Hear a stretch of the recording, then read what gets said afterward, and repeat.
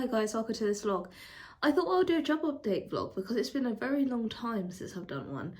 And regarding, if anyone's new here, hi. I see I have gained like 10 subscribers in the past week, so hi everyone. I'm Tamara, I'm 30, I live in London, and yeah, so that's kind of me, and I'm unemployed full-time. I'm not, basically I don't have a full-time job. I'm currently a supply teacher, so I get paid daily. Yeah, so for the job update, actually background, I left teaching 2 years ago, full-time teaching, because I got very sick and I didn't align with it, and it was time for me to go, and I was suffering from burnout. It took me about 1.5 years to get over that burnout and looking for work.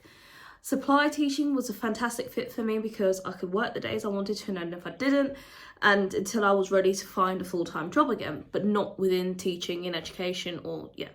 So fast forward to about June of this year, so 2023, I decided to start applying for jobs properly, as in not just doing it off and on, just actually hash it out proper. So I've been applying for jobs in museum sector because my degree's in history and English, and museums have always been a close place to my heart. And I've also been applying to jobs in HR within the City of London. Ideally, I want a hybrid remote job, so I could go into the office 3 days a week and work from home 2 days. I feel that will work very well for me because I don't want a complete remote job because then I'll feel quite isolated. I am an introverted person, but I do appreciate the thing of going to a place and having that routine of leaving your house and parking work where you can park it. I'm very lucky at the moment that I have my own office, and I could work from home successfully, and my boyfriend has his own.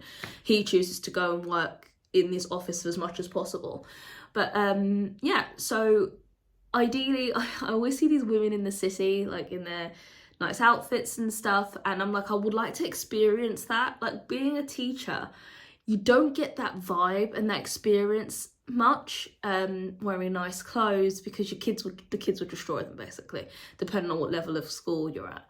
And going into somewhere nice, and I don't know, it's just a thing. Like, I've always had this little dream before I had children to be something like that, working in HR, because my skills do lend better to HR, but that's what I'm going to get onto in a minute.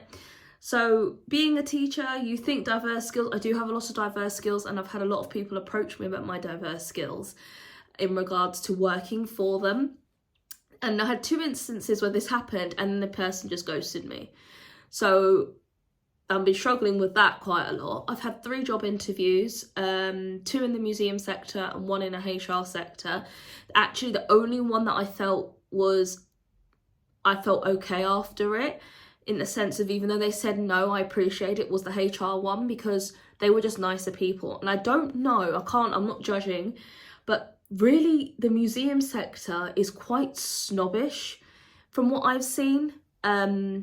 What going into, I'm not saying about like ground-based stuff because I can't comment on that. I'm talking about going up in higher things. So like for me, I was applying to teach in the museums and going for like a curator training thing, and I got the vibe that it is quite snobbish, and people in museums think, I don't know, it's a really difficult situation. I did speak to somebody who used to volunteer in museums, and she works in the city now, one of my friends, and she kind of had the same vibe. She's not all museums because she worked in quite a few, but she did get that vibe from a lot of people that they think they're kind of better. And I do think it's linked to that idea of academics. I'm an academic in the sense of I studied, I work in education as a teacher and stuff. Now, teachers can become quite, again, the sun shines out their backside type vibes. Some teachers are really down to earth. And I do think it's this idea that we're educators and we're in education or in an educational sector. Like, museums is basically, it's a museum sector, but your whole thing is educating the public about whatever your museum is about, like history or whatever. And I do feel that is a really bad thing. And that actually kind of made me go, I actually want to work in the museum sector, because I feel like being looked down on people. So I'm battling with that. And I'm not saying everybody, and I'm not saying every museum, because obviously everywhere's different. But even from the museum kind of interviews, I got that vibe. And then with the HR one, I was reaching in this one, but I was just appreciative that I actually got an interview, because I've applied for like 50 to 60 jobs since June, and I've only got 3 interviews back. But I do realise in this economic climate, that's good. And I did Google online after the 3rd one failed that how many interviews you have to do to be successful, like to actually get a job, and it says 10. You have to have 10 failures before you get a successful one. Now, at the moment, my boyfriend who works in finance, he was saying about the idea of recession and stuff like that, and he was showing me the employability market, and he was like, basically he's hiring for jobs, he's got 400 people applying for one position, and that's the least. He said there's been like 4,000 at one point for people applying for jobs, and it's one position. He said it is very competitive and very hard. The best thing I've got going for me is that I've got experience. I've worked for 10 years. So that is actually someone actually said that within my interview as well. And yeah, like one of the interviews at the museums, I got really frustrated because they were like, you're perfect, but you didn't get it. And I was like, I don't understand. Rather you just be like, you just didn't get it, and don't tell me that I'm perfect for it. Do you get what I mean? Like anxiety wise, but it was quite an interesting like a process as such. Also, what I don't like, I'm the type of person who likes to go to a place. The HR interview I had, I went in as like I actually physically went to this interview, which made me feel so much better, because even though it was a no, I know I gave my all. When you're online, I don't think that transfers as well. Now, obviously, if you're working abroad and you come into another country and all of that, fair, that you have to do it. But I don't understand why these places are not doing face-to-face interviews, even for the first rounds. It just doesn't make any sense to me. But again, this is the society and the job market at the moment, how recruiters and things are doing things. So fast forward to now, I am still applying for jobs, kind of leaning more to the HR sector because the people just seem a bit more normal.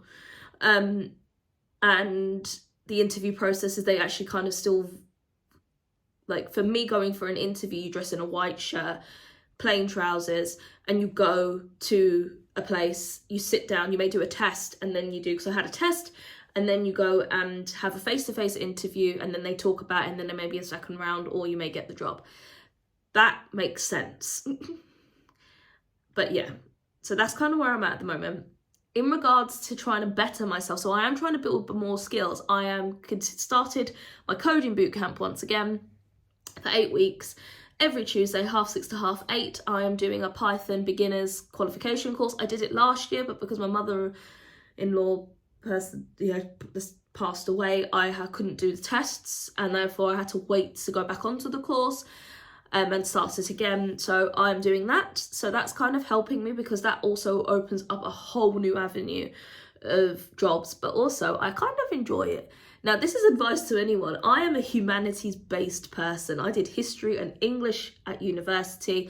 I thought I was humanity mindset. Anything to do with like mathematics and that sort of stuff, I was like, no. However, the Python stuff, I'm actually thoroughly enjoying, because it's like a puzzle, but I'm not going to go into this too much because I'm going to do a separate video on that. However, I just want to let you know where I'm at for the job update. Obviously, I'll keep you posted. I'm trying to stay positive. This is a very honest update from what I observed. Everyone probably has different experiences, and I do not want anyone coming at me for my opinions. If you work in a museum, please like comment below and like tell me what your experience or the interview process was, because I'll be very interested to hear. I just felt I wanted to reserve judgment from the first one. I was like, okay, this is weird, but the second one was the same vibe, and I don't know, like, am I just being silly? Am I just being, because I'm just gutted that I didn't get the jobs, or is it actually a genuine thing? Because I have spoken to someone and they said it's kind of a genuine thing. But yeah, I hope this video kind of gives you an update. I didn't ramble too much. Like, subscribe, comment, and I shall see you in the next one. Thanks, guys. Bye.